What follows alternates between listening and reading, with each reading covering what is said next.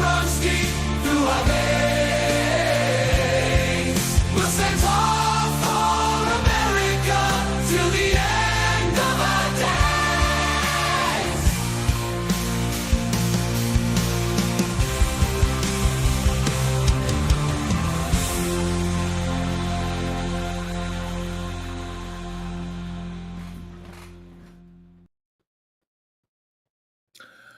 Well, hey there, and good evening. I'm Sully, and as always, welcome to the Gun Club.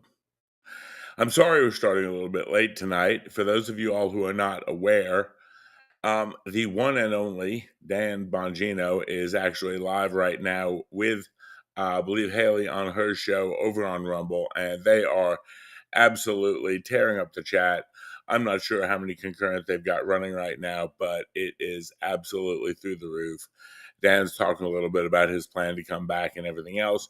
I was sort of trying to catch that, and also I did not want to try to do anything on top of that because, let's face it, that is the one and only Dan Bongino. So, you know, by all due respect, sir, I will stand aside and let you take the lead. On the other side, I decided to schedule this stream a little bit earlier than usual tonight because I wanted to try to get it started before a lot of the other stuff started online tonight. We've got a few topics we're going to be going over. It's kind of a mix and match, just grab bag, little things that have popped on my radar over the last week and a half or so. And I know I haven't been too active on this channel, been much more active on the other channel, but on the other side of the coin, there's a few things I want to cover. Good morning. Good morning. Mary, welcome aboard. I see you on in the YouTube channel. Definitely.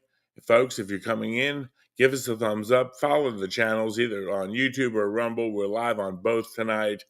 And who knows, I may even post the after party on Twitter later on, or Twix, or whatever we're going to call that thing. Yeah, the world is crazy. The world has gone absolutely mad. Before anyone asks, I will say, yes, I did see the shooting that occurred. Federal law enforcement involved in Minnesota today. I've seen some of the video clips of it. There's more video coming out. Way too early for me to pass comment on that. I'll definitely be covering that somewhere down the line. That's very much on my radar, on my things to do list, because I needed something else, right? Also, just to give you a quick heads up, if my mic is coming in a little bit too hot or too loud tonight, I'm sorry. I've made a couple of audio adjustments in the streaming setup, and if it's like blaring your ears out, I'll apologize in advance. Somebody let me know in the chat, and I will try to dial it back a little bit, try to work with that. Alrighty. Let's dig into it. Oh, in case y'all haven't noticed, we are here in the new studio again tonight, and you're starting to notice there's various boxes popping up around my head. There could be one up there talking about some strange animal, and there could be one over here talking about Charlie Kirk's unyielding blend. Rest in peace, Charlie. And, maybe somebody over here with Gun Owners of America, No Compromise. You're going to see more and more of these in the next few weeks because I'm actually going to start filling up the background with various flavors because, I go through this stuff by the case. I stay rather well caffeinated, and blackout coffee has been really, really good to me. So that being said, if you have any questions about any of that, I'm not as much of an expert on the fruit flavored blends.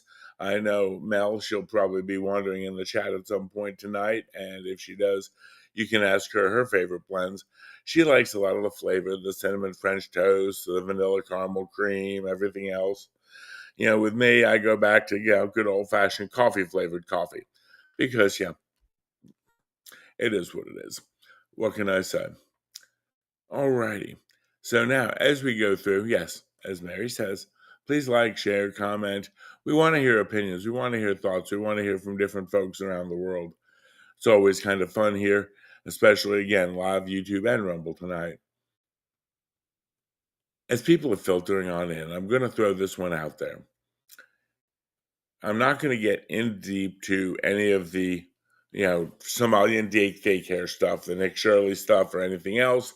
Personally, nothing but the utmost respect for the young man. He obviously did one hell of a job. He's really opened a national conversation and may find a way to save you and me and the rest of us who actually have to pay our taxes billions of dollars. Great. The reaction to it, and there's a couple of reactions I'm going to pull up here because these are just, they blew my mind when I saw these reactions. And it was something that does venture into the um, world, does venture into what's going on in the world. And there's sort of, again, an intersection. I try not to get too political on this channel, but on the other side of the coin, it's not, whether I want to get into politics, it's the politics get into the 2A world really big time. So from that standpoint, we just sort of have to deal with it and work from there. There have been a couple of people, and I'm going to play this video of this lady first, and then we're going to look at this and we're going to dissect this just a little bit. Now, this lady is again, citizen on the ground journalist going out doing independent reporting. Bottom line, folks, you don't need a permit or a credential or anything to be a journalist. You can just go out and do this. Well, after what she saw with Nick Shirley in Minnesota, she went out and started looking around in Ohio for various issues related to daycares there. And she walked up to the businesses and basically talked to people about putting her child in daycare. The response she gets, and I'm going to play her video for you, and we'll break it down after that. Hey, Ohio. Donald K. Bryan allegedly goes by the Ohio Rooster, called me a grifter, and then said I would find myself on the wrong side of stand your ground. This is not just disgusting, it's reckless. Let me be very clear. I am walking into licensed daycares in the state of Ohio during business hours, asking basic questions about enrollment and cost. This is lawful and normal conduct. These daycares receive state and federal dollars. Translation, my money and yours. Asking how public funds are being used, that's not called harassment in America. It's actually called accountability. Let's really talk about the hypocrisy that we're seeing today. Calling someone a grifter is one thing, bring it. But implying that I deserve violence for asking questions is entirely something different. This is parasitic rhetoric, language meant to dehumanize, intimidate, and justify harm against me and so many others that are raising red flags. And it's used by people who clearly do not understand the law that they are invoking. So let me explain it to you. Stand your ground in Ohio. There is no stand your ground defense for silencing speech, intimidating journalists, attorneys, or anybody pushing people who make you uncomfortable. So no, I cannot get shot for asking how taxpayer-funded programs operate in this state or any others. And anyone implying otherwise is either dangerously misinformed or they're intentionally trying to intimidate and incite violence. Accountability is not harassment. Transparency is not violence. And using dehumanizing language to justify threats says far more about the speaker than the person asking questions. If the facts scare you, that's not a legal defense. That is a red flag. And the Ohio law is very clear on that. Hey, Ohio, Donald K. Bryan. Okay. This came out and it was addressed to her, and you saw the post, you saw everything was said. It's absolutely disgusting. We can talk about what stand your ground law is and isn't, and this is where it sort of mutated into the 2A space. We theoretically know what the stand your ground law means. I can quote it for South Carolina. Again, I teach firearms here. It basically means that you do not have to retreat from a place that you have a lawful right to be. For example, I go to Acme Big Box Grocery Store. I'm picking up some, some Mountain Dew and some milk for my coffee, and, someone comes up and they are attacking, aggressing towards me. They put me in fear of my life. I am allowed to stand my ground. I don't have to retreat just because that person walked up to me. If I'm in the parking lot, I'm walking out to my car, they approach me. I'm allowed to stand my ground. They come up and ask me to borrow $5 or $10. I look at them and say, sorry, don't have any cash, whatever. They don't have a right to then pull out a knife and say, well, then give me your phone. They do that. They've put me in fear of my safety. I don't necessarily have to retreat from the confrontation. I am legally allowed to stand your ground. Now, trying to apply that law at a business, especially, is insane.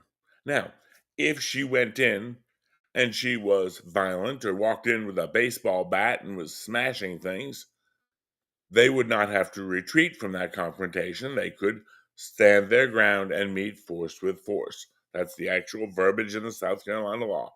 Meet force with force. You do not have to retreat.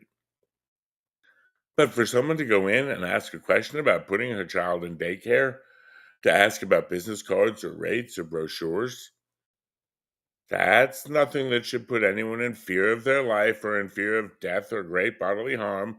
We talked about use of force a couple weeks ago. When we can use deadly force, when we can't, you pretty much have to be in fear of death or great bodily harm, and it's got to be a reasonable fear. If your neighbor's 5-year-old is out running around with a Nerf gun shooting darts at you, could you justify that you're in fear of death or great bodily harm? No, nobody with a brain could. So to respond force on force would be inappropriate, illegal, and a great way to find yourself bearing a matching set of stainless steel bracelets and spending large amounts of your time in the P. Diddy wing of the Gray Bar Motel. For them to say, and the Rooster guy, whatever, Rooster, Ohio, made that comment, A, he does not have any understanding of stand your ground, and B, he's threatening violence. We always hear what the violence is. I'm going to just say it without going too far down the political rabbit hole. I know about a guy named Charlie. Got some coffee for him up there. When was the last time you saw somebody out on a college campus getting pot shots taken at them for political reasons? We know what happened with Tim Pool's facility, compound, whatever you want to call it. Drive-by shooting, multiple rounds.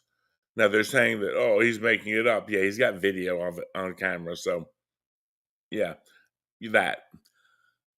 The violence that is out there just because of people having opinions or thinking things, this is a bad thing. This is bad for our country. And again, before some idiot goes out here and tries to quote, oh, stand your ground, this has to do with stand your ground. The law doesn't apply any more than the Ryan White Care Act would apply to that. If you don't know what that law is, it has nothing to do with asking about daycares. So this comes out, and again, I bring it up because it was not even an isolated incident. This one, again, I'm going to go to this one. Now, this is even worse than that idiot Rooster, what's his nuts is. I'm going to go with this one here. This is Josh Gerstein. Now, if you don't know who Josh Gerstein is, don't feel bad because I don't know who this schmuck is. And after reading his opinions, yeah. Josh Gerstein, yeah. Okay, Josh, let's see what you think. At some point, the amateur effort to knock on doors of home daycares intersects with robust stand your ground laws. Hey, man, maybe we should shoot these people. I mean, now, Josh Gerstein, what a freaking life loser, is a senior legal affairs reporter at Politico. That quote right there tells me everything I need to know about Josh frickin' Gerstein. And of course, the comments came in on him, and stand your ground laws remove the duty to retreat from a threat when a person is in a place where they have a legal right to be. Knocking on the door of a supposedly public business doesn't constitute a threat, so stand your ground laws could not be invoked as a defense. Yeah, I think that one got called out. He is literally calling for somebody to engage into a lethal force encounter for someone knocking on a door of a business. Now, the hypocrisy is thick on this one. It really is. So, Mr. Josh Gerstein, life loser, we're going to take you to school a little bit on this. First of all, this was put out after Nick Shirley's video. It was put out 3 days after Nick's video in Minneapolis, Minnesota. Josh, I'm going to start with the first one. Minnesota, does not even have a stand your ground laws. They actually do have a duty to retreat law. So, yes, in Minneapolis, because, we know how they respect people's rights there. If I approach you in a parking lot and whip out a knife and ask for money, you have a duty to run away from me as opposed to being able to stand your ground and meet force on force. Really? Huh. Well done there. So, Josh, you don't even know what the laws are that you're quoting because the law doesn't even exist in that state. Remember, senior legal affairs reporter at Politico. Yeah, this gets really fun, but always fun. Let's see. See here. Yeah. Tim, he's definitely not making it up 100% on that. I've I've talked to people in that orbit privately, and I know a little bit more about that orbit and about the castle and about things that have happened there. Um, I do teach a lot and go places. Yeah, Charlie Kirk is reporting. Just because you don't like it doesn't mean you're right. Agreed. And Miss Holly, absolutely one of the, I think, about 10 Canadians that we actually would be worth saving when we do finally take over our top hat. And we want to make sure wonderful things happen for Miss Holly Midlife. She is, one of, again, my top 10 Canadians in the entire damn country. You got her, you got Runkle, you got, Jordan and Michaela are down here now. So, but I think those are about that's maybe a few others up there, some of the folks up there, but yeah, great to see you here, Miss Holly. But yeah, if you haven't ever, Holly, if you want, throw a link in the chat up to your channel. She does a lot of stuff on Rumble. I believe it's Real Housewives of Alberta, but they are hilarious. They're definitely a good laugh sometimes. If you need a little diversion from the insanity down here and you want to hear how things are going up in our, northernmost state, or second northernmost state, I guess. Because Alaska's above that. But anyway, yeah, so Josh Gerstein wants to talk stand your ground, doesn't even know what the heck it is. Alberta is talking about Castle Doctrine implementation. Have to deep dive. Hey, let me know. I will definitely be happy to help you out on that one. If you've got snipers direct info, or if you want to hit me on the Twix, I'll be happy to help out with that. Good evening, Ammo. Welcome to see. Great to see you here as well.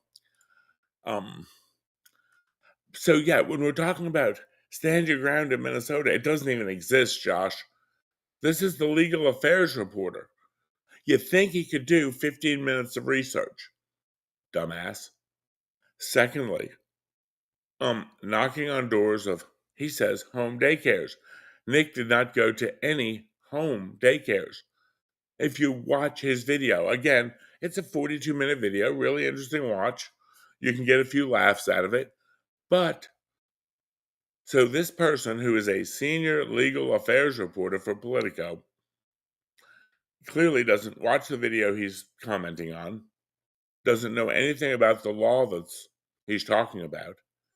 And this is one of the learned journalists. Quite frankly, I will say this, Nick, and the lady I had on here before, I did not catch her name right off.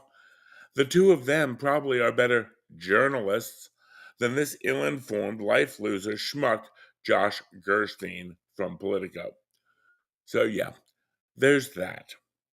Now let's go a layer deeper. Let's say there was a stand your ground law.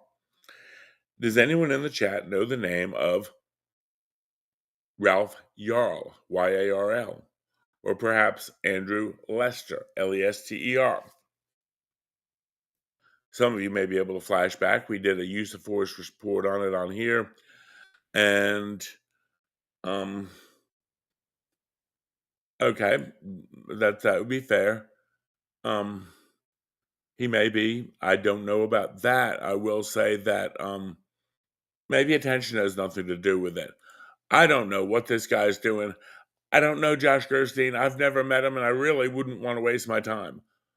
I would not want to waste my time having a 5-second elevator pitch from him about anything he's doing when he's publicly coming out with something that ill-informed and misinformed. Josh, for your 50 Shades of Stupid, and you've got about 48 of them in this tweet. If we go back and we'll talk about Ralph Yarl and Andrew Lester, the two of their paths crossed randomly on April 13th of 2024 in Kansas City, Missouri. Anyone? Ralph Yarl at the time was 16 years old, young African-American male. He was sent to a house to pick up his twin brothers, his younger brothers, who were on a play date. Ralph Yarl, by everything we've seen, absolutely outstanding young man, band guy, good grades in school, does wonderful things, really helps his mama out with the youngsters. Cool. Unfortunately, he got the address wrong.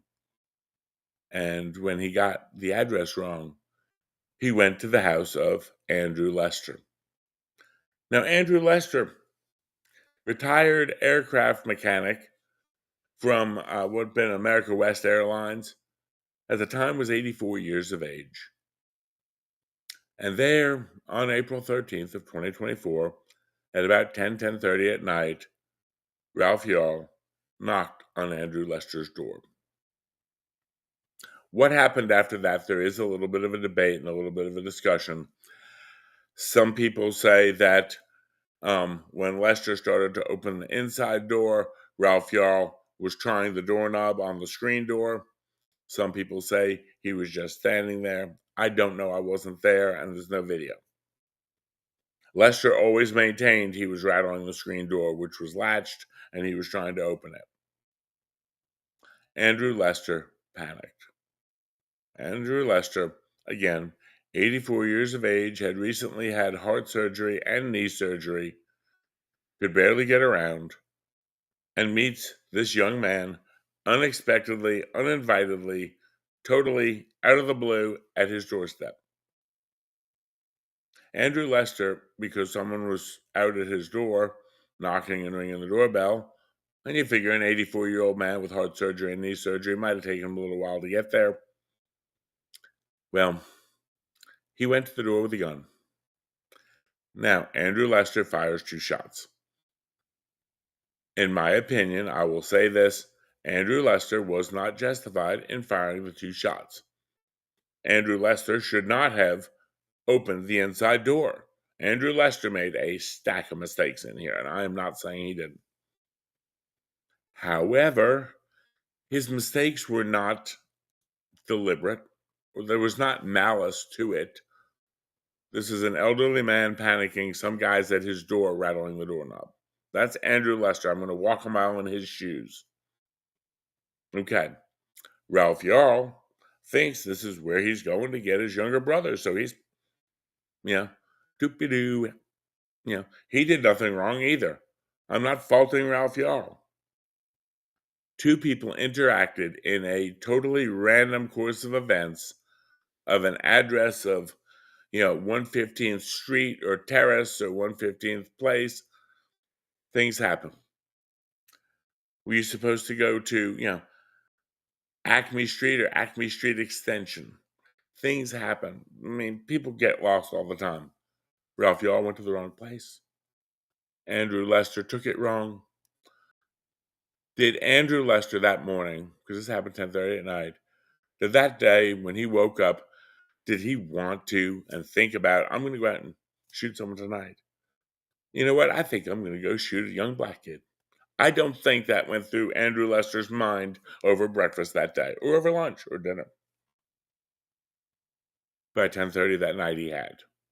Fortunately, Ralph Yarl lived. He was injured, and he has had some long-term consequences as far as TBI and everything else from this, but he's looking at getting his life back together, and he's come really far, and he's dealing with a lot, both physically and mentally and emotionally. I get it.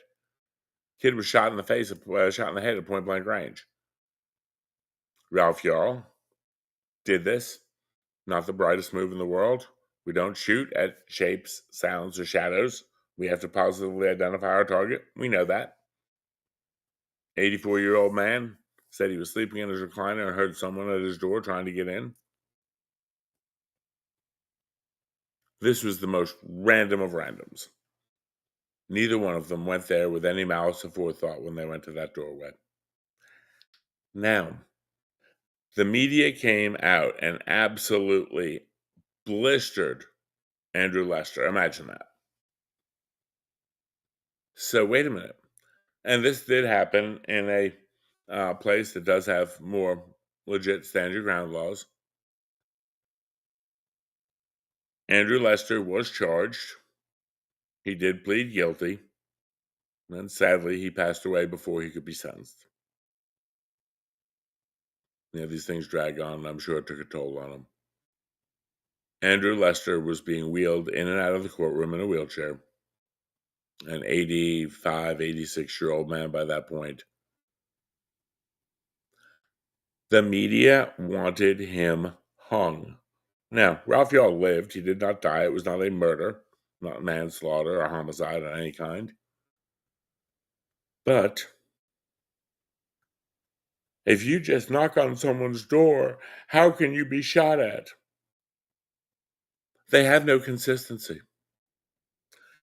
Because if we take what Gerstein the schmuck over here said, at some point the amateur effort to knock on doors of home daycares intersects with robust stand your ground laws. Quoting Josh Gerstein, the absolute hypocrisy. I think hypocrisy is the only way I can go with it. The absolute hypocrisy that for that man, for Andrew Lester, at 10:30 at night, to go to the door with a gun and shoot someone, you know what? We need to do something. We need to put him in jail for the rest of his natural life. How dare he do that? And of course, the racial component played out. So I guess if they're different races, then it's automatically racist. So if someone is Somali and goes after a white journalist, then we should automatically say that that white person who knocked on the door at that daycare was clearly racially targeted. This is clearly a hate crime. Again, I'm just applying their logic, their rules. You ever notice that sometimes talking to them about anything intelligent, it's kind of like nailing a jello to a tree? I mean, Ralph Yarl, I'm glad that he's alive. I wish that Andrew had shitty aim. On the other side, from Andrew's side, I wish he had never opened that inner door. If you hear someone banging on your door, especially, and you're that concerned, if you don't have cameras, which he didn't, or you don't have a Ring doorbell or something funky like that, or one of the other Ring or one of the other companies, Simply Safe or whoever the hell, call 911. Now, if Andrew Lester had gone out and deliberately wanted to go after Ralph Yarl, let's say they're neighbors and he doesn't like them, and so he blasts his stereo as loud as he can all hours of the night, just until the neighbor comes over, and then he tries to use stand your ground. Yeah, pretty shitty. And you go to jail for that for the rest of your life, trying to bait him in. But here is the logic. Oh, if you're an investigator or a journalist or even an independent media, anything like that, and you dare knock on a door, you, my friends, should be shot. But if you knock on someone's door at 10:30 at night, not a business, not during operating hours, in someone's private home, and that person shoots, well, clearly they're a racist. This is attempted murder, and we need to do everything. Matter of fact, we need to demonstrate outside his house. We need to dox his family, and we need to basically put this man emotionally into a grave. Josh Gerstein, you're absolute schmuck, and I love Mary put it in here. Yes, Josh, you're stupid as showing. But yeah, that, like I said, all the commentary about stand your ground related to these daycares. And again, it's trying to ramp people up to do what? To engage in what? Hint, violence. Trying to make someone think, maybe, hey, if they show up at my door, I can do this. If you do, I hope you go to jail for life. There you go. Sang Len, welcome aboard. Good to see you, my friend. I always love to have some of our regulars bouncing in and out of the chat here. We have definitely a little fun tonight. Started a little bit late because I was sort of trying to follow Gene Bondano and to see what he was up to. Because, honestly, we're going to be getting into a little bit of stuff with his situation. And we're going to talk just generally about some of the stuff with him and everything else, because I think this, bears a little bit of touch on in here. When we talk about Dan and Cash and the FBI, I know and I understand that there are some people who are very, I wouldn't even say pissed off, I think frustrated. And they've gotten so frustrated and sort of tilted the meter over to the pissed off side. Okay, great. But the thing is, when Dan went in, when Cash went in, neither one of them is in charge. They both work under Pam. She's the AG. The FBI is under them. So if they say, yes, we should do this, and Pam says no, they can't do it. You're the assistant manager at Burger World. You want to give us EMS folks, us Band-Aid buggy drivers, and let's even say nurses too, you want to give us 50% off our meals when we're on duty. I appreciate it. Love you. You go to your manager and say, hey, let's do this. And the manager says, no, we're going to give 10% off. And no, we're not going to do anything for ambulance drivers, just for like cops and firefighters, the real heroes. And you say, look, EMS works out there. They're 24 hours. They do a lot of stuff. And said, yeah, all they do is give people a ride to the hospital. The next time I come in, if I don't get the 50% off that I think I should get, like the real heroes do, can I blame you for it? Is it you're the one doing it? You're the one in front of it doing it? Or are you doing what your boss said and you're caught in the middle? Fair question. Dan can't release anything that Pam doesn't let him release. Cash can't release anything that Pam doesn't let him release. So from that standpoint, all of the about files, I'm sorry. Personally, you know my opinion on the files, and I've said it before and I'll say it again. There's evil shit going on outside tonight, right now, somewhere in this country. I would much rather our agents focus on that stuff than some guy who ended up, how many years has he been dead now? And his little girl, Ghislaine, is in jail in Texas now. Yes, the people who did it should be held accountable, and I'm not saying they shouldn't. There's a triage, there's a degree of priorities here. And so from that standpoint, I bring this up because I saw this tweet the other day, and it really said a lot to me. This was Dan, posted this on Twix. As we close out the year, these are some of the statistics your new FBI leadership team and the working agents in the field offices compiled. Over 50,000 arrests, 300,000 plus violent crime arrests, nearly double what happened in 2024. 1,800 gangs and criminal enterprises disrupted, a 210% increase. Over 2,000 kilos of fentanyl seized, up 31%. Nihilistic violent extremism arrests, up 490%. Over 6,000 child victims located, up 22%. The historic drop in the murder rate, again, it's down like 19 to 20%. Now, when we look at these numbers and when we look at this overall,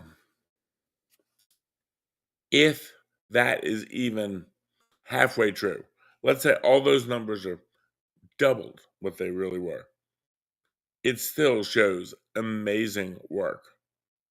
They're dealing with what's going on now. The one that really gets me is 6,000 child victims located.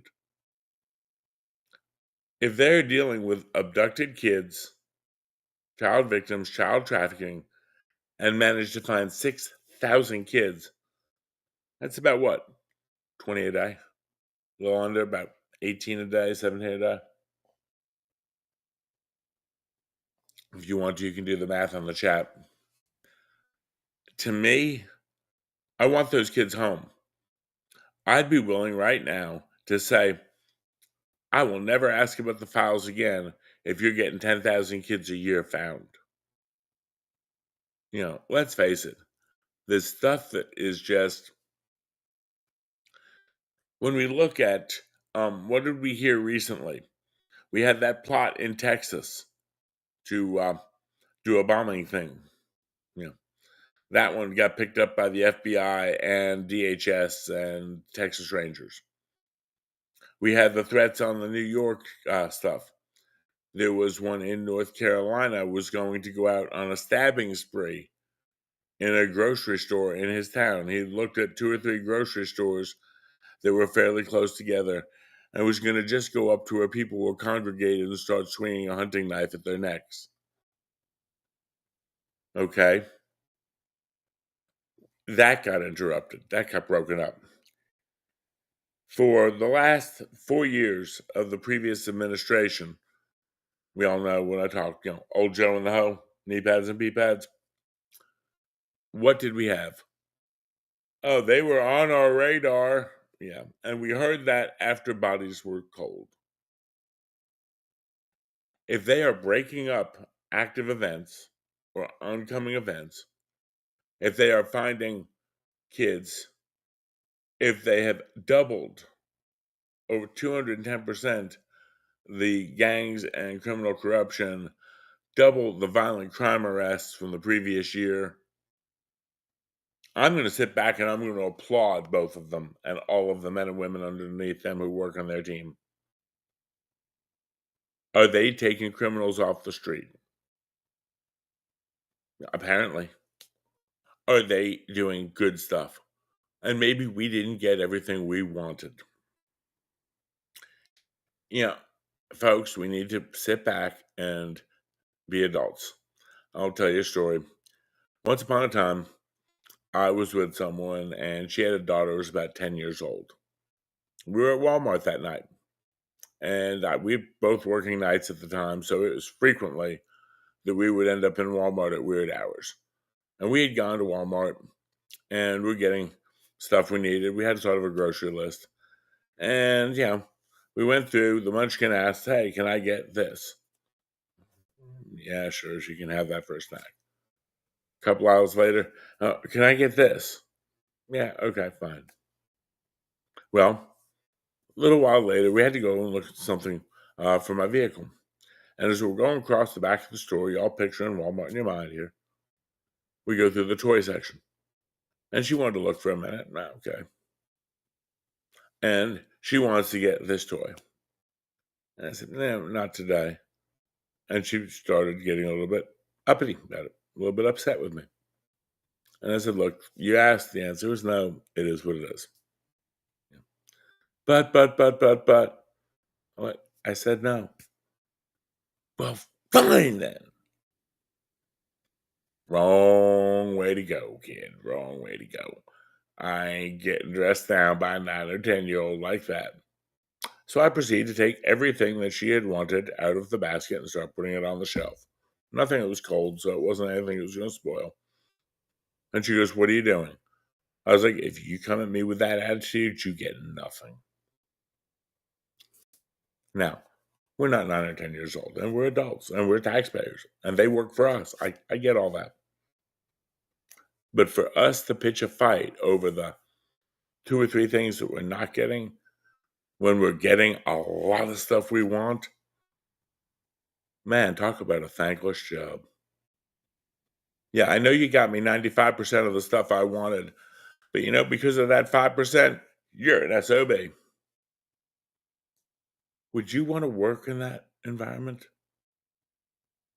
Now, I don't know or have any great insider knowledge. I may be missing it right now as far as why Dan left the FBI. I think some of my hunches, he worked 5 years on the road for NYPD. He worked with the Secret Service for about 12 years after that. He worked on the president's detail, traveling all around the country, all around the world. He got married in 2003. He's got 2 kids, 2 daughters. One is in college now or just about to graduate. The other one is teen years. What do we have going on? He did a year. His family lives in Florida. His studio was in his home. He worked from home. I don't know whether he wore pants to his studio on some days. Trust me, it's tempting not to wear pants to do a show when you're doing it at home.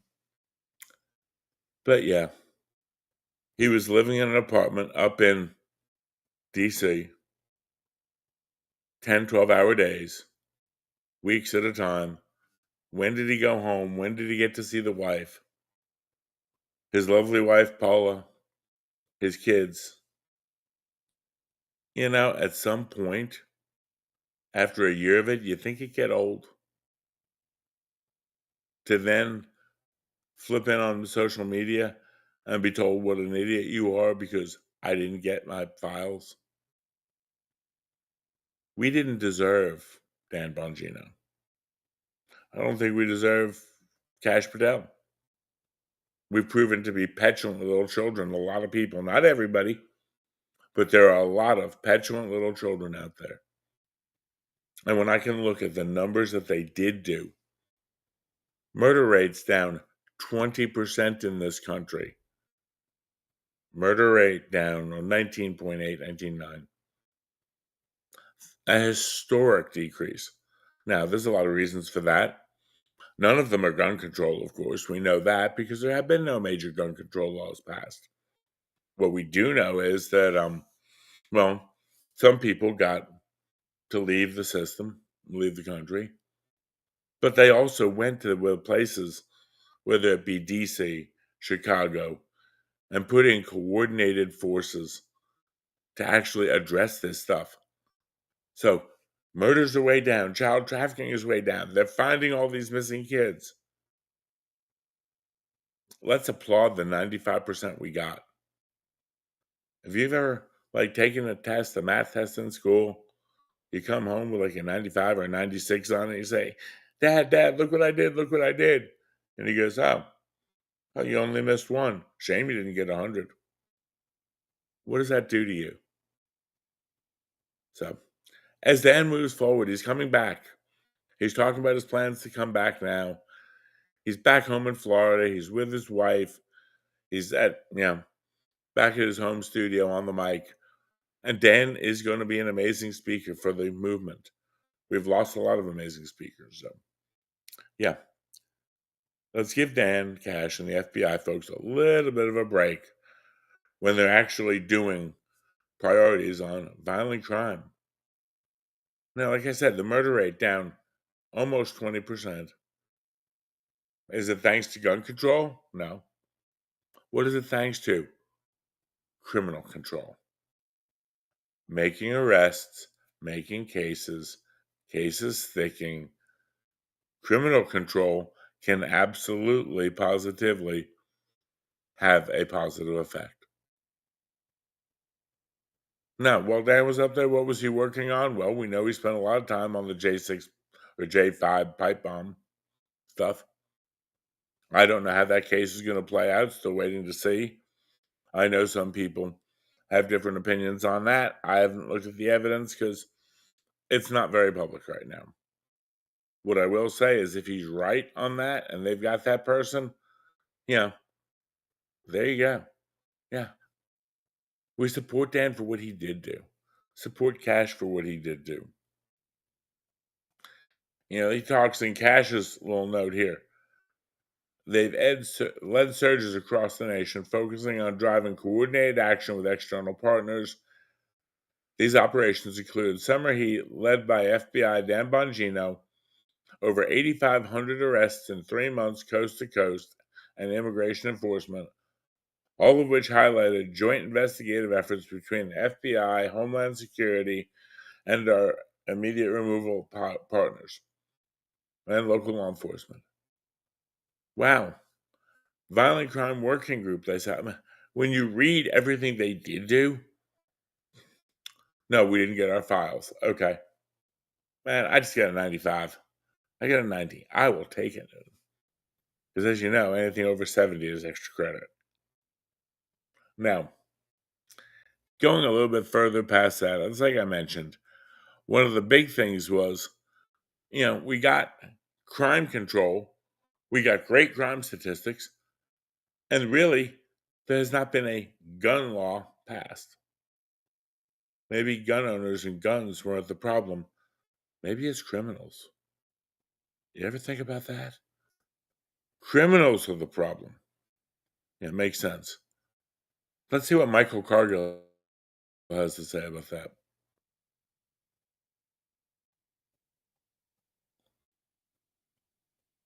Let's see.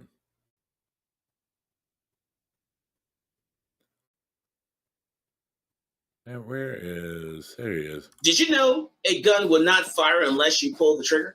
We conducted an in-house study with 3 different firearms to prove this claim. And here are the results. Fire! Fire! Fire! So having seen the results of our study, we have a simple question. And you can answer in the comment section down below. A gun will not fire unless A, it decides to do so using free will, or B, a human pulls the trigger. As always, more guns equals less crime. Right there and buy yourself a gun. Yeah, I love that clip of him. But it is the perfect version of it. A gun is a tool. It is not inherently good, bad, or otherwise. Okay. P320 in the chat for Sangland. I get it. But welcome aboard, Minnie. Good to see you here. I knew you'd be straggling in at some point. Poor Mel. She has had a very, very, very long day. And I can totally understand that. I mean, I knew when I was going into EMS that I was going to work 24-hour shifts. She didn't know about that. They never told her that in school. But yeah. But yes, and I understand P320 in the chat. Then again, the funny thing is you go to one Air Force base and we see how that's working out, right? Mm-hmm. But, y'all, everybody, give Miss Minnie a hug. She's having a rough week. Yeah. We got to show Minnie some love tonight, folks. Yeah. But, so, yeah. Now, in firearms news, some more good news. A gun law has just been kicked around. Thankfully, the Ninth Circuit Court of Appeals out on the left coast, where they don't kind of like freedom or guns or any of the good stuff, they recently found California's ban on open carry to be unconstitutional. Now, that ruling won't only be California, it'll be anywhere covered by the Ninth Circuit, and so it'll actually encompass multiple states. Now, if you love open carry, fine, more power to you. If you want concealed carry, more power to you. I think you should have the choice. I don't think the government should tell you which way you want to go or not go, or whichever way it goes. But You see, Mel, now you know why Holly is one of the few Canadians that we actually like. There's, very few up there, but, the Ninth Circuit Court of Appeals opening out open carry as an option. Says, no, sorry. They're also going after potentially the ammo buying restrictions.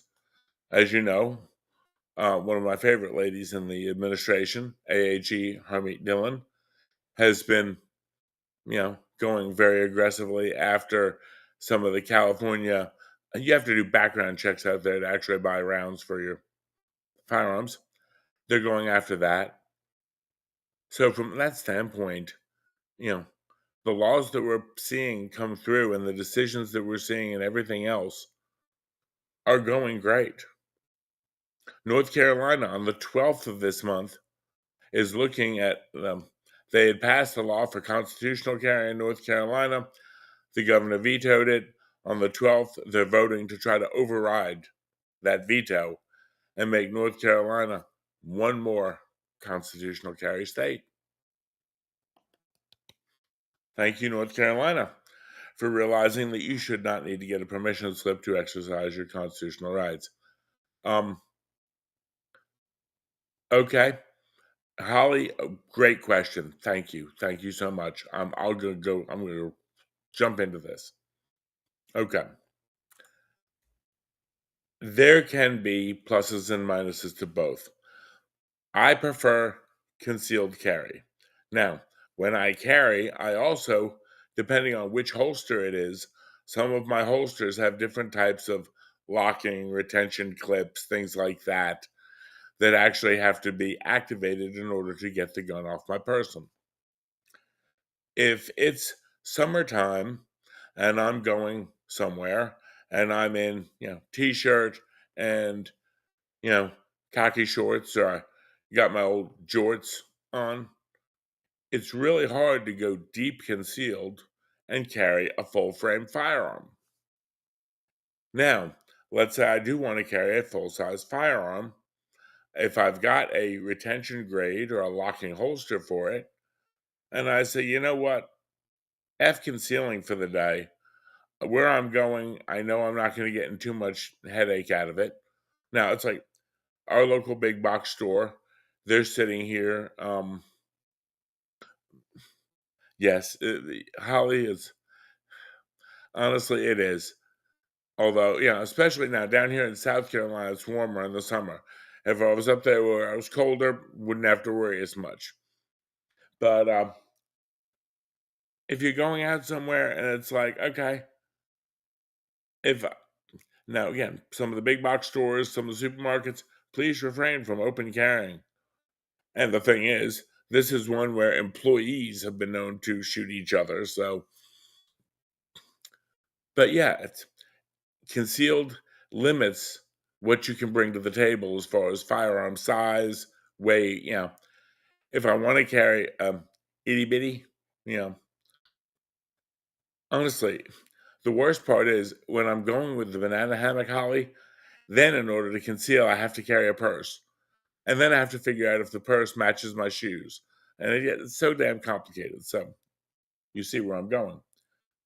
But for me to be able to say, hell with it, I'm going to open carry today. I'm going out to the lumber yard that my buddy works at. Nobody's going to give me any grief out there.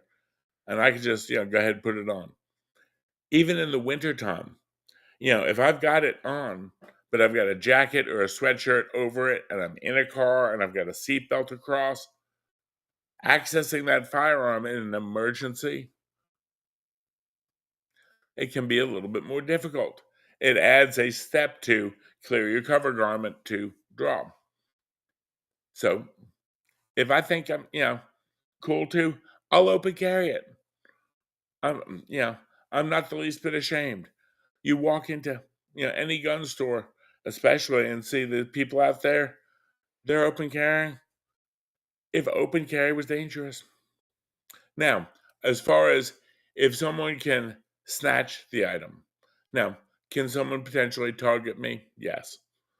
And as someone who open carried for a long time when I was in like a funny looking little uniform and drove a white Crown Vic with a funny badge on the side of the car,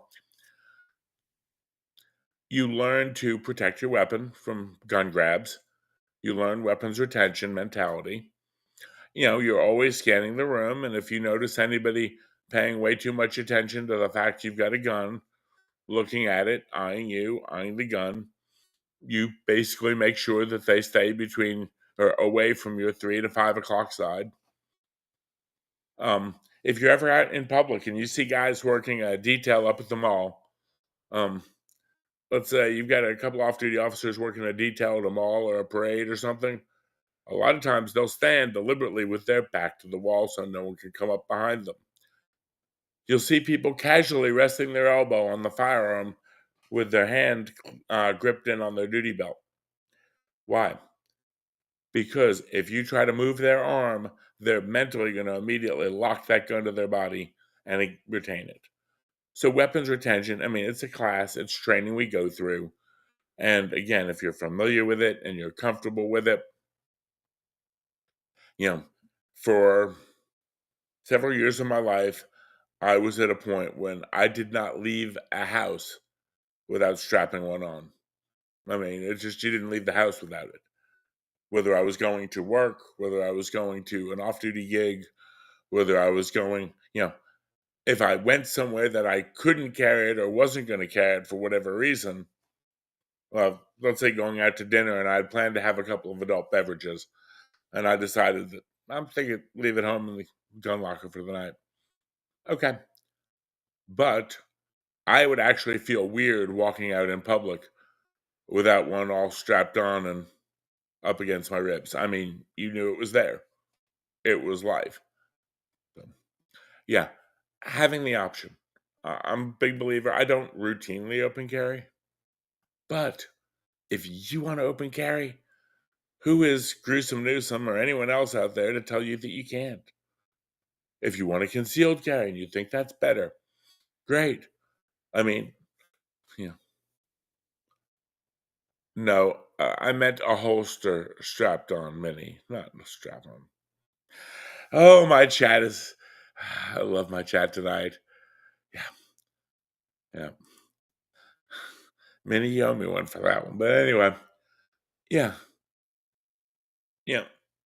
When you, again, in that time in my life, it was totally normal. It's like, I was getting dressed to go somewhere. It was put on. Yeah. It's like, okay.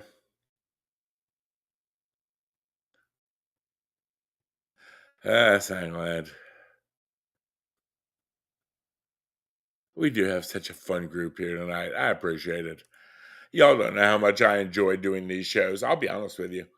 I worked my shift yesterday, and they told me today, they're like, oh man, we're short this morning.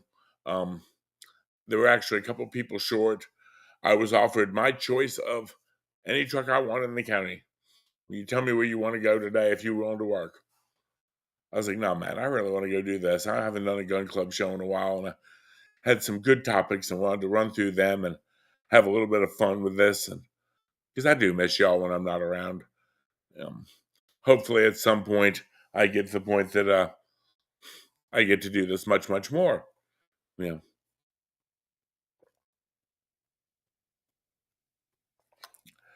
But again, Mel, I know you've got your permit. I know there's some places you go sometimes that you can't carry. But for the most part, it becomes just a natural part of getting ready to go out of the house that, you go ahead and, in those days, honestly, I open carried a lot because working in law enforcement, I was carrying a full-size Browning high power, or a Smith 686, 57 before we transitioned. And I had 4 or 5 different holsters for it. And if you're wearing it and it's up close to your body, and again, what you're comfortable with. But yeah, great question, Holly. If you get into that stuff and you want to talk about that stuff more, hey, I would love to come on with y'all sometime and we can have a cool chat about that. Now, our last topic of the night is kind of I don't know. I don't want to be a Debbie Downer, but it is kind of. Does the name Zoe Welsh mean anything to you? Yeah. Yeah, unfortunately, Mel, I wasn't going to out you for that, but yeah. Mel's not allowed to strap one on, at her job. And yeah, no one ever gets shot in the lawyer's office. See the Vegas shooting report I did about literally the divorce that was in the middle of negotiations when somebody reached into a briefcase, pulled one out, and decided to deal with it that way instead of going through family court. Yeah, it didn't work out real well for the whole thing. So yeah. At least look at it this way. You're not doing family or crim defense, Mel, so you shouldn't have too many shootings.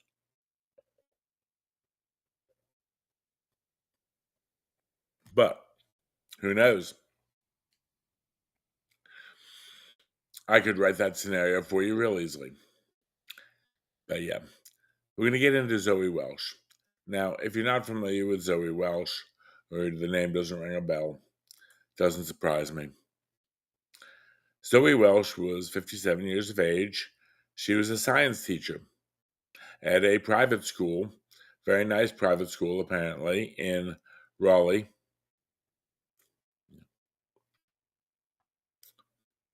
Okay. Nice choice. Yeah, I like my government models. But Zoe Welsh was a teacher, private school, North Carolina. 6:30 in the morning on January 3rd. So about 4 hours after Maduro got picked up in Venezuela, she called 911 and said someone was breaking into her house. The person got in, and while she was on the phone with 911, she was beaten to the point that she passed away at the hospital. Why do I bring it up? There's no gun involved. It's not a gun. There's not a gun here. The gentleman who did it was, we're just going to call him Ryan. He's 36 years of age. He's been charged with breaking, entering, and murder. His criminal record dates back to 2005. Over 20 prior arrests. He's currently being held without bond. He finally killed someone. Now, beyond that, it turns out 3 weeks ago, he was released by a judge on a burglary or breaking and entering charge after being unable to pass a mental competency exam. At the time, he failed his mental competency evaluation. The prosecutor tried to get him involuntarily committed, and the judge released him out onto the street. 3 weeks later, he breaks into Zoe Welsh's house and kills a 57-year-old science teacher who absolutely is loved by everybody. No connection whatsoever between the two. No indication whatsoever that they knew each other in any way, shape, or form, or that their paths had ever crossed.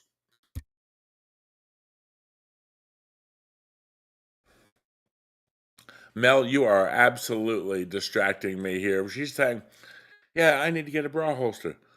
Then if I get found out, I can sue for sexual harassment.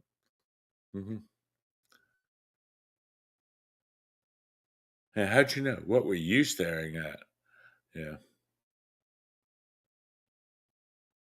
Yeah. They don't print, so you'd have a nice suit. Yeah. Printing is where something is visible through the clothing. It's pretty obvious. But yeah, Mel. I mean, we could really go down the rabbit hole today. Mel was trying to come up with all sorts of fun thoughts in her mind. But getting back to Zoe Welsh, she did everything she was told to do. She got her phone. called 911 and pressed send. She was not a high-risk target. I've looked at the Google area. The neighborhood does not look particularly bad. She had lived there for years. So here's this teacher, this mother. Her kids are grown. And what has happened? Well,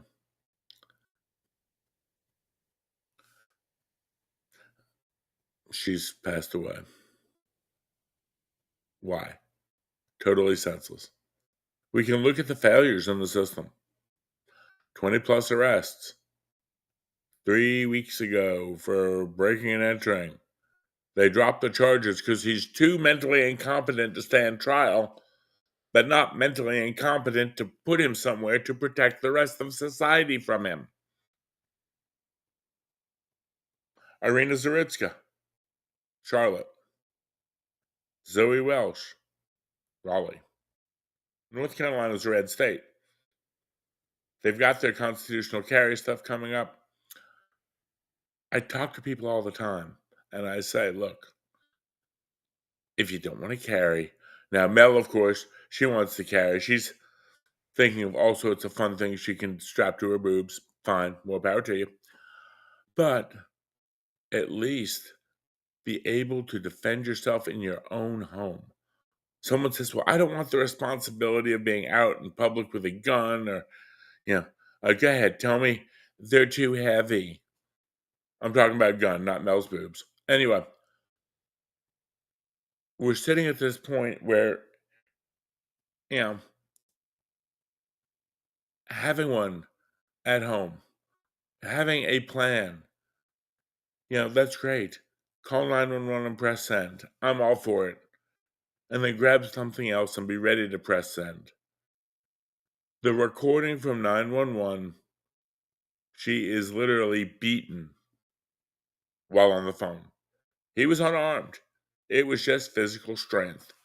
Physical size and strength from a 36-year-old psycho that caused enough blunt head trauma to a 57-year-old science teacher because, Holly, you can always figure something out. Just go ahead and pad with a Glock. I don't know. Don't ask me. I don't deal with those things that much. But again, I would love to see it. I don't know if we'll ever get to that point. But what I do want to see, whether we charge the judge as an accomplice or not, what I want to see is every time. I want to see it, and I want to get this going, and I wish I had the bandwidth in my world to do it, because God knows I don't have the bandwidth to take on anything else in my life right now. I would love every time something like this happens for that judge's name and face to get posted in the local papers. Oh, by the way, when election season comes out, this person has Zoe Welsh's blood on his hands. Here's all the people who have been, beaten, attacked by all the idiots he lets out. But, Holly, not familiar. Let's see. Our old premier said shoot and shovel shot. Ah, okay. So I'm guessing Premier of Alberta. Sort of working.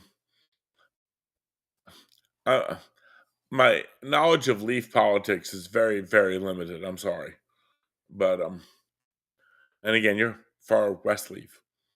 You're actually in the fun part of Leafville, not the idiot part above us. But these judges, this is ridiculous. Time and time and time again. I think I'd love to see, and again, somebody out there who knows something about, Excel spreadsheets, when we see this stuff, keeps information up. Judges should be crimes, yes. And even if they're not necessarily charged with it, get it put out and say, Mel says South Carolina, they're not elected, they're appointed judges. But I'll also say this, and I said this, and I know some people in various solicitors' offices, which is our state prosecutor, or some people it's district attorney or whatever on Law and Order. Think about this. Every time they drop one of these cases for some reason, I think they should have to explain to the people. We vote them in, we pay their salary, we pay their staff, we pay their expenses, we do all this stuff. It's the people of South Carolina versus blah, blah, blah. Yeah. If that people of our representative decides he's going to drop a bunch of gun cases, which they do, oh no, make no mistake, they charge us. But when Pookie and Ray Ray go out and commit a carjacking, they charge them for the carjacking and they roll the gun case in with it. Yeah. I think they should have to explain for that. How many felon in possession of a firearms cases did XYZ drop in the last 4 years? Notice I said felon in possession of firearm. In South Carolina, convicted felons are prohibited possessors. So if we're going to sit there and we're going to say felon in possession of a firearm, they are breaking the law just by having that thing. Yeah. And I know some appointed judges who are good. I know some people who are very, very, very good. But yeah, practicing attorneys before the judges they appoint. Yeah, I guess you got to appoint your buddy, because if you're mean to him, then you'll get some bad rulings, I guess.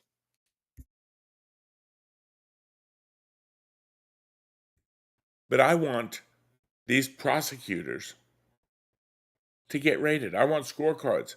What percentage of their cases are they dropping? Imagine that. If someone was tracking what percentage of their cases are they dropping, what percentage are they rolling in on a plea deal, you can look at this and there's someone picked up on 7 charges: possession of 2 or 3 things, resisting arrest, false information, and they get convicted of 1 and 4 roll in. Buy 1, get 4 free is not the way any business or anything works in the real world. And it really can't. Especially not when you look at, what we're trying to deal with different, trying to keep actual safety out there. When we try to look at public safety, and this, again, the prosecutor had to drop the charges because of a competency. So 3 weeks ago, he was too incompetent to stand charges, but competent enough we couldn't put him somewhere. So yeah, Ryan or Ralphie or whatever the reject's name is, he's out. Well, he's not out now. He's held no bond. But Zoe, where is justice for her? Irina Zarutska, where is justice for her? A few weeks ago, we had a gentleman here in South Carolina who went out on a little bit of a crime spree. He was acting weird at a convenience store. They called law enforcement, or law enforcement goes out with him. He attacks the cop, steals the cop's car, takes off in the car, has a multi-county chase at speeds over 100 miles an hour, ends up finally giving up. One officer ended up in the midst of this wrecking their car. Someone told me it was a female. I don't know, ladies, so I'm not going there. But one of the officers ended up wrecking a car at 100 miles an hour plus off the interstate. Had to be flown to a trauma unit. This guy gets in front of the judge, cusses out the judge, and Mama is on there making excuses for him, saying, he a good boy, he didn't know what he was doing. He's crazy, he didn't take his shots, he won't take his medicine sometimes. He has to get a special shot and he wouldn't take it. Okay. Now, fortunately, no one died as a result of his little excursion. But let's think about this for a minute. If you or your family was on the road that day, and this was right around Christmas time, and you're coming home from Christmas or out shopping or going to visit family or Christmas party at work or whatever, and some maniac is driving a stolen cop's car down the interstate at 120, 130 miles an hour. Sorry, Holly, don't know what that gets into in kilometers. I'm trying. What does it say about what we're dealing with? And his mom is making excuses when the guy's 30 something, 40 years old. White dude. Oh. And I watched the video clip of him in arraignment, and it is like, and he's out running around. Do we need better car control? Better criminal control? Better crazy control? We can fix a lot of this stuff. We really can. We need, the people involved who are doing the job, they need to do the job. Now, the judges he went in front of, in fact, after talking about Zoe, I think we do need a little bit of a palate cleanser, a little bit of humor here. So I'm going to see if I can find it. Folks, bear with me for a second. One thing I do not have actually set up in the studio is a really good way to Google quickly.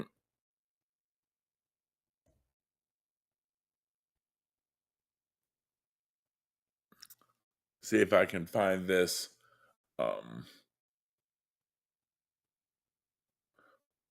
Let me see here if I can.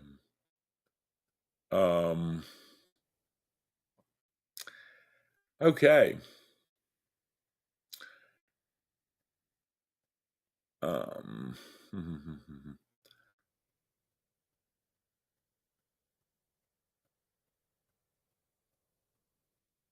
Yep. All right. Fox has a great clip of it here.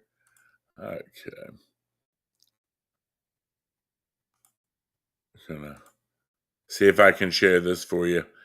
This is what is out and around in the world. Now, again, fortunately for us, he didn't go out and do anything like horrifically violent. But if you were on the highway when he was driving, would have been too bad, too sad for you. Again, multi-county chase. He went through our county, caused some damage, finally totaled a cop car, I believe. I'm not sure 100%. But yeah, let's see what we've got here if I can pull this up.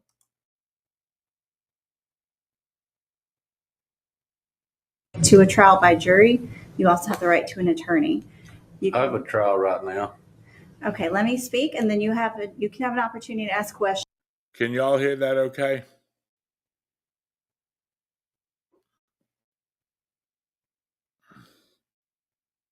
later if you have any questions. Okay. This is not a trial. This is a bond arraignment. You're going to have a trial later. Well, I don't know if I have anybody left to bond me out. Okay, we'll get to that in a minute. I need to go over your rights and explain the process that you're going to go through. Okay, so don't interrupt me, please. Let me get through this so we can get to your bond. All right. You have the right to have an attorney because you will have a trial, even though it's not today. You'll have a trial later. Your options for an attorney are you can hire an attorney. If you cannot afford one, you can apply for a public defender. Well, Sir, please don't interrupt me. Since we're being videoed, we're on the news. I was not driving under the influence. I got blood tested. Excuse me, I'm speaking. No, sir. I got blood tested. Water's not the time for this. I got blood Sir, tested. I don't I want got to, blood but I will tested. hold you in contempt I of was court. not. What court is this? This is I was Spartanburg blood County. tested. I did not drink and drive. They had a chainsaw, and they were going to cut me up. They were following me around the parking lot. People have been breaking into my sister's house. Demons have been doing nonstop stuff. Sir, listen to me. Yeah, he needs to be out on the road for the rest of us. This, again, they were chasing him around with a chainsaw. Holly, were there some of your people? I know y'all folks like chainsaws up there. please. You will have an opportunity to give a defense for these charges. I'm not here to say you're guilty today. I'm here to tell you your rights. Well, let me tell you this. No, sir. If Sir, you do not listen to me and believe me, you will be charged. Sir, we're going to get through your paperwork. One more outburst and you will be held in contempt of court. If not from the government of this state, it'll be a government of another state. Okay. I will not be charged with nothing. Sir, you are charged and you have rights with your charges. No, I am not charged because I do not admit guilt. This is not admitting guilt. Yes, it is. It's not. Paying a bond is admitting guilt. You have the right to speak with an attorney about this. I don't need an attorney. Okay. If we're on the news, I'm telling the truth right now. Do you need? So if anybody can hear me out hired in this court, I want them to know that this is a bunch of BS. Sir, I'm holding you in contempt of court. No, you're not. Yes, I am. No, you're not. 15 days. No, you're not. You got this on video? Don't worry. So you have the right to a trial by jury. Folks, I feel bad for the guy. He's obviously got some issues. Okay, I am trying to be as charitable as a human being as I can. He had a second appearance with another judge, and I've got this one too. Let's see here if I can find. I mean, it got ugly. It got absolutely ugly. As you know, you can believe this is, again, and they're being gentle on him on these charges, quite frankly. But that's my opinion. They could charge him a hell of a lot higher. Let's see. Here's this one. Well, I I'm need not for you doing to that. sign right here. I'm not signing that. Okay, that's what And I need you to know. I'm also the traffic failure to stop for a blue light, no injury or death, first offense. Do you I'm want not to give me signing. Now, they charged him with failure to stop for a blue light, no injury or death. Okay? A deputy was injured, was flown to a trauma center after totaling a car at 100 plus miles an hour. So, yeah. a phone number for your mother? Your mother's I'm in the not back. signing that either. You're not going to give me a phone number No, for your I'm mother not. to be text message? No, that's okay. All right. If you fail to make your court appearance, and your court appearance will be held. I'm not going to court either. I understand that. Your court appearance will be held January 22nd, 2026 at 10 Look. o'clock. Y'all feed me this garbage and feed lies and You put wish this to- crap on TV and say I You was wish to driving go- make under. sure you Excuse get- me, I'm you talking. No, you're not. I'm talking. Okay. Driving Your under the bond, sir, influence and drinking. Your bond is set at $902 I don't have no bond. cash I don't have no surety, bond. and you've got a $20,000 cash surety bond on the failure to stop for a blue light. Well, I'm not signing either one. I understand that. I'll contact Donald Trump if You'll I now have exit to. out here. Thank Okay. you. Yeah, I guess I'll be contacting Donald Trump then. Well, I'm not doing. Back asleep because you ran We're still- 4 overdoses after midnight. We're still not sure whether he's been able to contact Donald Trump. We don't know how well that worked out. And, yeah, I totally get paying a bond is definitely not an admission to guilt. It's just a promise to appear in court, which he said he would not. He openly said he's not coming to court. So, honestly, at that moment, that judge, the second judge, could have no bonded him right there. Because you're signing a promising you're going to appear in court, but he said, hell no, I'm not. Yeah, where are they going to school? This guy, yeah, it's hilarious. And again, although sad. Now, he's got some mental issues. Milky, I don't know if you saw the first clip. That first one, I mean, literally, you look at it and it's like, wow. Just looking at, people were chasing him around with chainsaws and all kinds of, And his mom comes on and she goes on and on and on, stating how she can't believe they made him go to court because he hasn't had his medicines. So, psych patient doesn't take their meds, goes out and does this, And she's like, well, they can't hold him in jail. He's not responsible for what he does. Just like Arena's killer wasn't. Not responsible. Just like Zoe's killer wasn't. Not responsible. I bring this up not because I want something bad to happen to this guy. I bring this up to sort of send the wake-up call out to all our wonderful friends here in the chat and say, hey, look, crazy's out there. We prove it every time I do a case study. Psych is out there. I mean, sometimes it's stupid, like Josh Dum Dum in the beginning of the show, but this one, it's just like, what, are we doing? How can this possibly, make any sense for any of this when we're looking at some of this? Because it's like, wow, I'm like waking up and trying to figure out what's going on because, these people are a danger to everyone else out there in the world. And, anyone who doesn't believe it, folks, I see it. I get to go out and watch it. I get the front row seat to some of the insanity out there. But yeah. Now, I'll tell you, that judge, the first one, that lady is an absolute saint. I mean, you even saw her, the deputy was about ready to get involved, and she looked at him, she looked him off and said, I got it. But it's like, yeah, we're going to run out here and do this wonderful stuff. And what happens? Well, he stole a car from a cop. Okay. What would happen if he thought you were chasing him around with a chainsaw?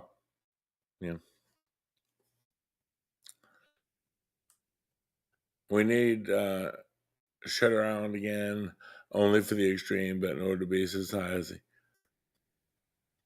Well, I will agree with that to a point. I think, to me, again, for purposes here tonight, we need to be able to protect ourselves. We don't need to be Zoe on the phone with 911 because when seconds count, response times are minutes. When someone was breaking into the house, the donut munchers try to get there as quickly as they can.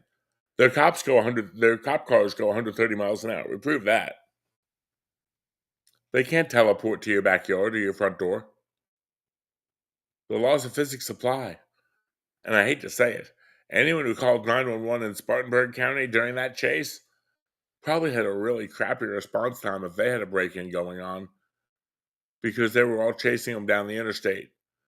It went from Spartanburg through Lawrence and ended up in Newberry County by the rest area. How many agencies are involved? God only knows. But in the big scope of things,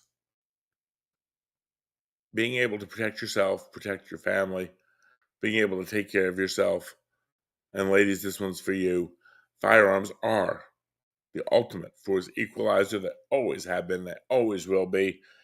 And how else can a 57-year-old science teacher deal with a violent, psych 36-year-old who breaks into her home?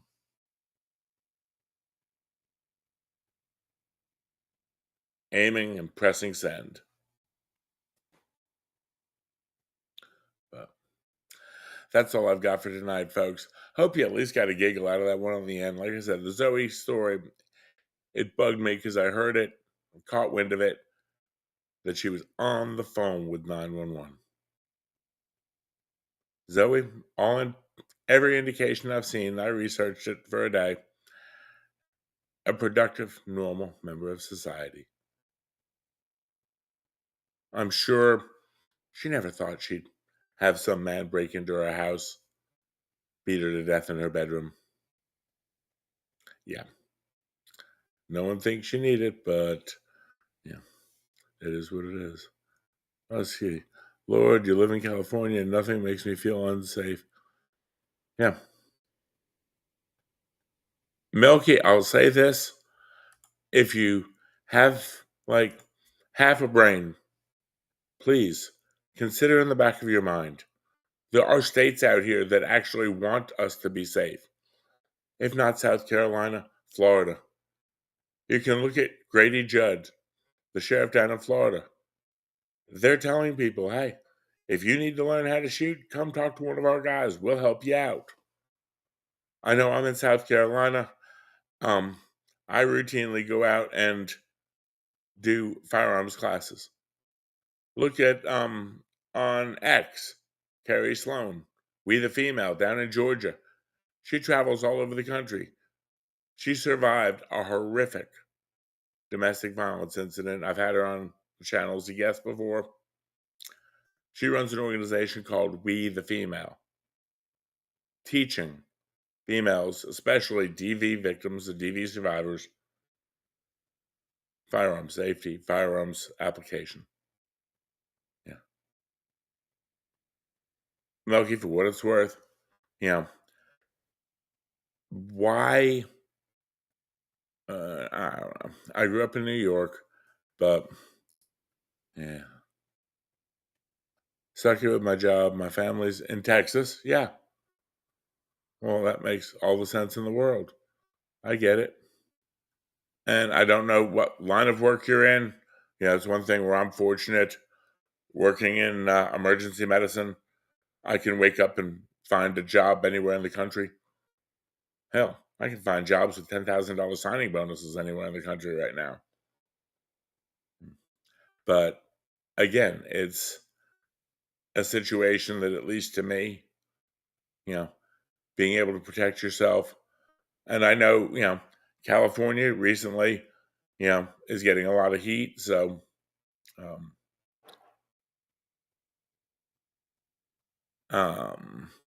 they're actually getting a lot of their gun laws that Harmeet Dillon is going after. So, got to salute AAG Harmeet, because she's going to make Gruesome Newsome rue with some of his gun laws, I have a feeling. The Ninth Circuit just let you just change some of your carry rules, so that's good to see. Was it Smith & Wesson that called it the Great Equalizer? I don't know if they called it that in advertising. Holly, Smith & Wesson does have a model out called the Equalizer. I'm a big fan of it. It's definitely one of my everyday options for a routine carry. I know Mel is a big fan of it. She kind of likes it. It's in free states, it comes with 3 magazines, a 10, a 13, and a 15-round mag. There's actually a review of the Smith & Wesson Equalizer on the channel. It's one of my really, really favorite guns. It's very accurate, very easy to use, reasonably priced, comes with 3 mags. And again, if you want the 10, cool. If you're living in a place that has 10-round mag limits, Milky, you can go with that. If you're looking for something that, has more, I routinely carry mine with the 13 in it and the 15 round on my spare side. But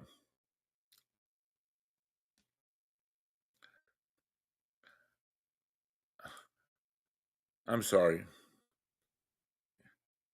You're our favorite Leaf, if that helps anything. Or one of them. But yeah. Yeah, Mel said, that's my pew. Mm-hmm. Yeah.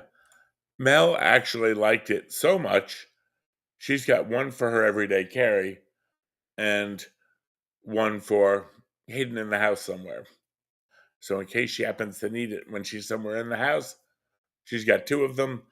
And for being simplistic, and she did it just because of the same manual of arms. She doesn't have to think or do anything differently with this one or that one. It's all the same. So, and again, swapping magazines, interchangeable, things like that. But yeah. And again, I found it accidentally a couple years ago. I tried one out. I really liked it. I bought one. I showed it to her. She bought one. She really liked it. She went and bought another one. Yeah. One day she's, Gonna get her AR. Gonna get her AR on. Because, and I will say, yeah, Holly, if you ever decide to visit, if you find yourself in the upstate of South Carolina, range time's on me. Same thing goes for pretty much anyone out here. Because again, if you want to learn, if you want to see stuff, more power to you. I want people to be protected.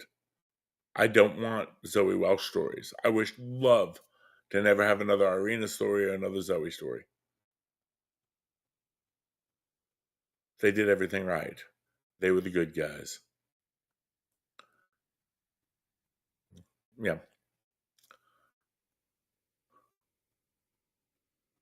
Yeah. Okay. So one's got the thumb safety and one doesn't. Yeah. Otherwise, they're basically the same. Yeah.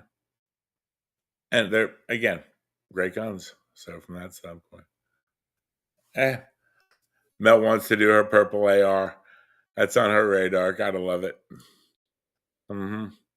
More power to you. Nice purple and silver AR. Maybe. Is that, or are you going to do it like with a Minnie Mouse polka dot hair bow down on the receiver? Have I just given you an idea? I'm contributing to Mel's delinquency tonight. But yeah, that's going to be your second one, I guess. But folks, we do this stuff. And again, I was talking to someone Monday night, and we've got, well, I mean, I agree. Some auto assault dogs are very good. And decorative items can be very, very helpful. I totally understand. Yeah. I just want to protect my property, and I feel I can't. If a man steps in my property with ill intention, there's no stopping me. And knowing I'd be convicted like anybody else makes me. It's a shame when the criminals seem to have more rights than the productive members of society. And Milky, I'm not throwing rocks. I'm just going off what you said. You're stuck there for your job. I get it. Because you're a normal, productive member of society. If you did not have a job and wanted to just be a cockroach, a parasite, you can go anywhere and do that. So what do? You go to places where it's safer. I made the comment the other day. I had a friend of mine.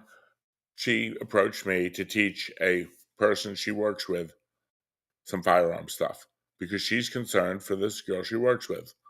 Girl she works with is younger, very intelligent. So,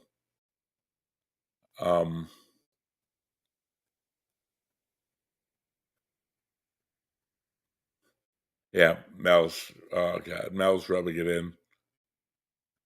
Yeah. But she wants me to teach this young lady she works with. And the young lady said, well, she didn't see the need. And I was like, yeah.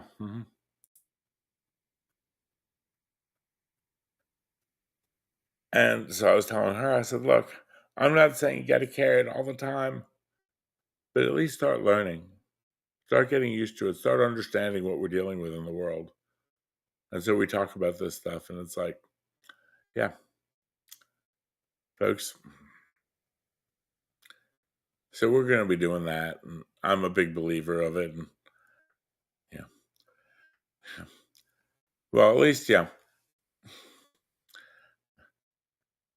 I'm sure, if they're not coming in to get the 08 Golf, I'd be more worried about keeping you safe, dear, because it's, again, it's crazy. I seriously do. Increase the delinquents is seriously raising middle class. Yeah. Recently, a town of 8,000 people has a whole camp of people funded by the city. Yeah. Well, if we can keep on just giving them money and buying them stuff, they'll vote Democrat forever. And Milky, not knowing what line of work you're in,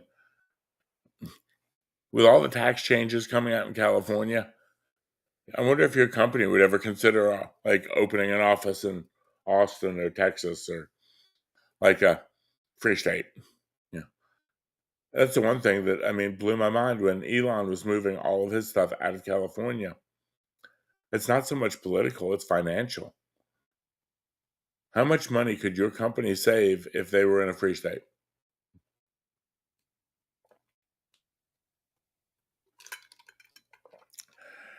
Because unfortunately, someone has to pay for that camp, and that's where it gets really ugly. It's funded by the city, but the city is funded by the companies.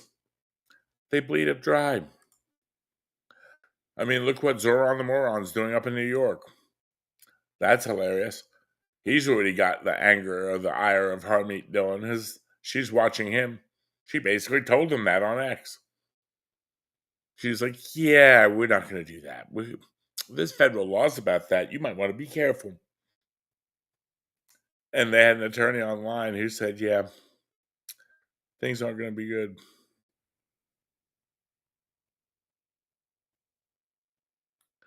How big is the camp? Adding a perimeter fence could be fun. Yeah. It's not really a camp. Consider it more of a prison. More of a correctional facility. But yeah. And we had a while back, not this year, but last year at Thanksgiving, a woman wanted to go out and be really nice and,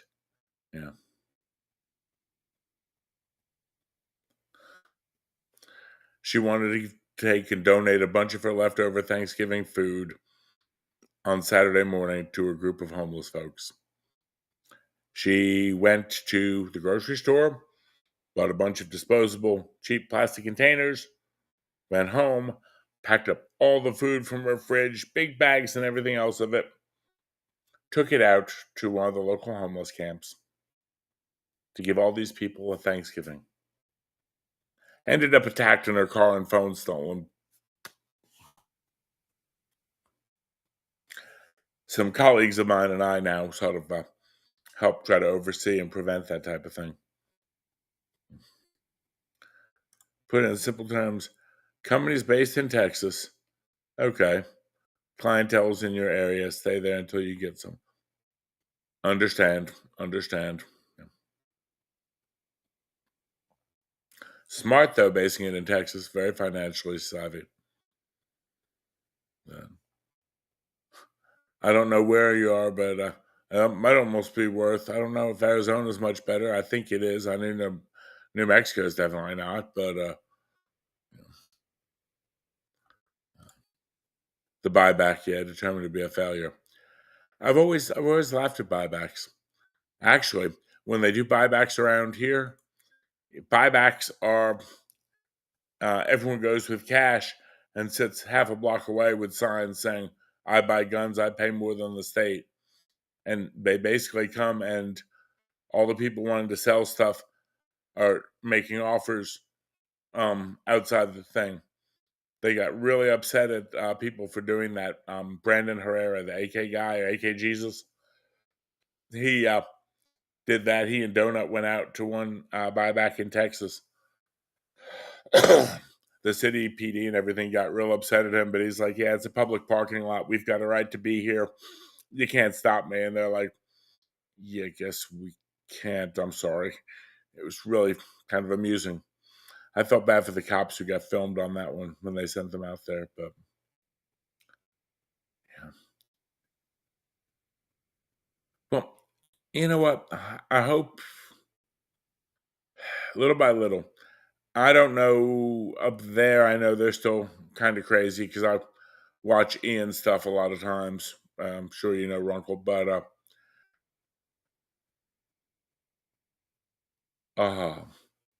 well said, ma'am. Well said.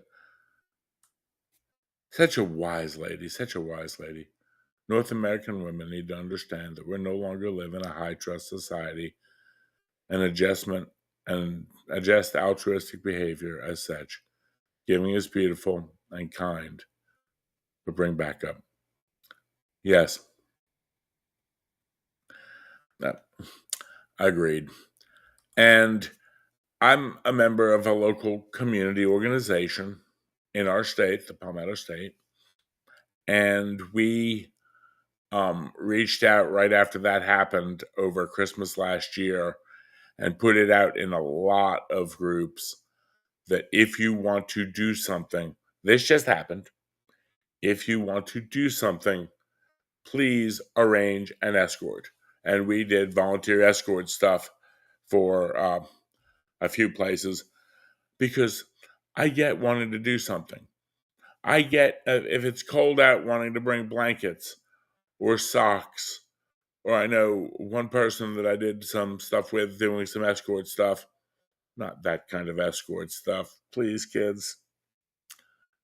But she wanted to bring out like hygiene kits, like little cheap backpacks that I guess she got like online from overseas or whatever. But they had, a pair of socks, toothbrush, little travel toothpaste things, a clean towel, some of the ones for women have like feminine hygiene stuff in there, whatever. And she wanted to go do this at some of the homeless camps. And she scheduled with me and a couple of the other gentlemen whoever was available. And we went out there with her. We'd meet her a block away and she'd tell where she was going. Okay. And we'd go up in there. Now, I had my friends with me. You can pretty much assume that. But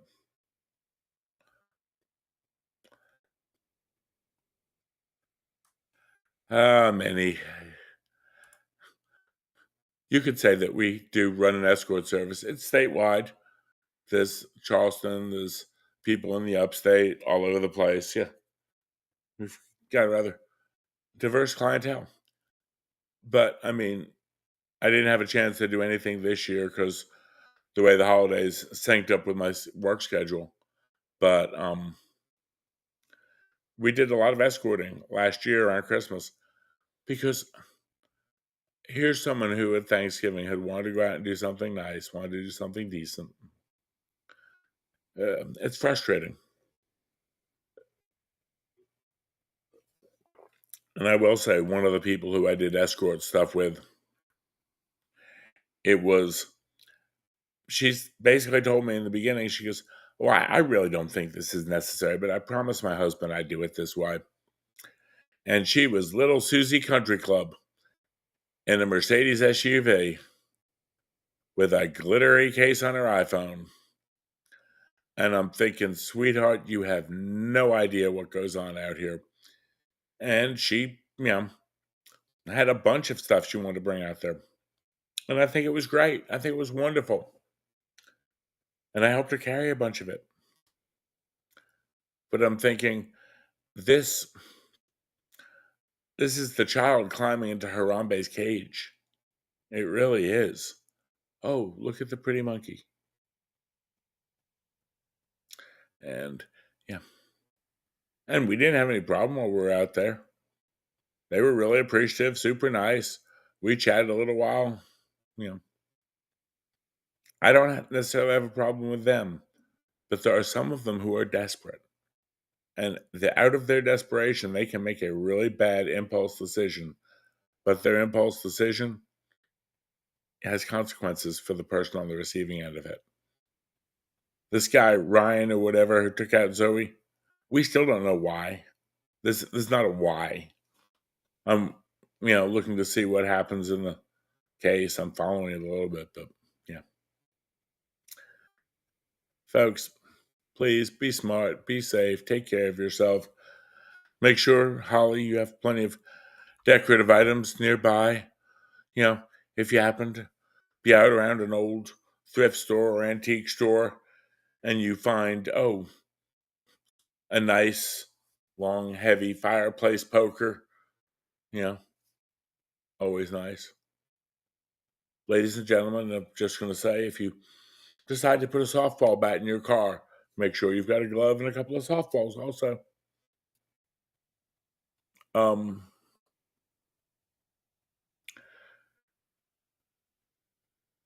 again, even if something doesn't have much of a edge to it, If it's large enough, and even if the edge is kind of blunt, swung with enough force, it will work. And then you can scream "Aloha snack bar" as their head rolls across the floor. Folks, y'all have a wonderful evening. I appreciate y'all coming out. I'm going to cut it off now, let y'all go. Be smart, be safe, keep your head on a swivel. The world is going batshit crazy, and we're just along for the ride. You know, if you like the stream, give us a thumbs up, follow the channel, share it out. But there you go. Forging is good, and foraging is good too. Night Mary, night Mel, Sanglant, peace out. Let's see if we can bounce you over to someone. Holly, I do have a question for you. What night do you usually do a lot of your streams? Because depending on what's going on, if I know what's going on, if I know when you're doing something, I might be able to try to redirect over into you at some point if you're in a cycle where I'm at, or I don't know. Let's see here. Where am I going with this one? Okay. Folks, like I said, check out Holly's channel. She's on Rumble. It is The Real Housewives of Alberta. Definitely very funny. Definitely good for a laugh. I feel like a little weird when I'm in there sometimes because I don't make much of a housewife. But that being said, I'm going to send you over here to Dara and see how he's doing. He's always got different interesting guests on, so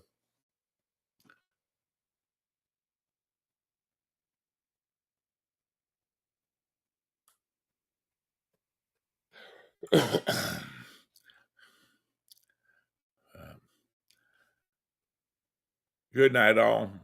Be smart, be safe. Holly, appreciate you coming by. Hit me up if you want to talk about doing that. I'm definitely on board with it. Coming in and playing with y'all, talking law, guns, all sorts of fun stuff.